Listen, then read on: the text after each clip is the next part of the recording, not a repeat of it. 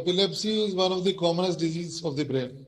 Epilepsy is nothing but sudden electrical disturbance of the brain. एक बिजली की तारें जैसे होती हैं वो सडन करंट मारती हैं, ऐसे ही सडन करंट मारने से द्वारा पड़ता है. नॉर्मली एक एक्टिविटी ब्रेन में चलती रहती है, एक sudden spike in the voltage can cause a fit.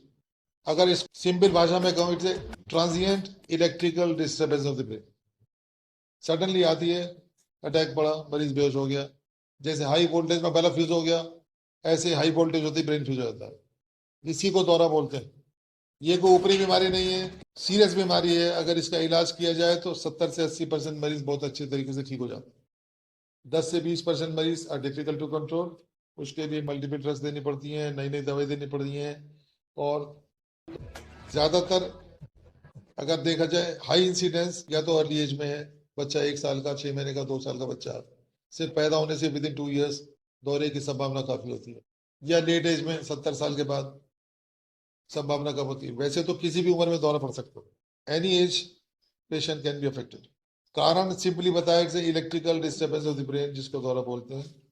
भ्रांतियां बहुत हैं इंडिया में, क्या पूरे वर्ल्ड में है, इंडिया में ज्यादा है क्योंकि इंडिया के बारे में हम जानते हैं. कोई कहता है इसको ऊपरी है, कोई किसको माता आ गई, किसको भूत प्रेत हो गया, किसको जूता सूंघा दो, किसको क्या सूंघा दो. नॉर्मली दौरा पड़ता है, 1-2 मिनट में ठीक हो जाता है. आपने जूता सूंघा दिया, दौरा ठीक हो गया, मरीज सोचा लो जूते से कम हो जाता. तो हर आदमी जूता लेके खड़ा हुआ है. अगर जूता नहीं से भोंकाएंगे तो भी ठीक ही हो जाएगा.